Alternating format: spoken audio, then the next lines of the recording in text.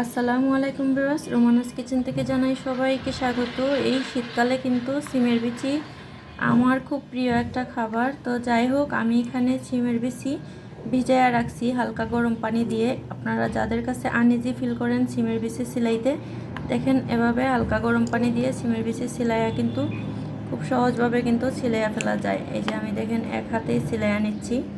আপনারা চাইলে কিন্তু এভাবে সিমের বিচিটা কুসুম গরম পানি থেকে একটু গরম পানি দিয়ে ভিজায়া নেবেন। ভিজায়া প্রায় ঘন্টা দেড় ঘন্টা সময় রেখে দিবেন। তারপরে হচ্ছে সিমের বিচিটাকে এভাবে সিলাইয়া নিয়ে আপনারা ধুয়ে সিদ্ধ করে ফেলবেন। সিদ্ধ করার পরে যা হবে, সিদ্ধ করার পরে বীজগুলো এভাবে আপনারা ঠান্ডা করে সংরক্ষণ করবেন। ডিপ ফ্রিজে সংরক্ষণ করবেন 6 থেকে 4-5 মাস, 6 মাস খুব ভালো থাকে, স্বাদ গন্ধ অটুট থাকে। আপনারা চাইলে কিন্তু এভাবে ভাগে ভাগে রাখতে পারেন যাদের কাঁচা সিমের বিচি পছন্দ। সবাই ভালো থাকবেন, আল্লাহ হাফেজ।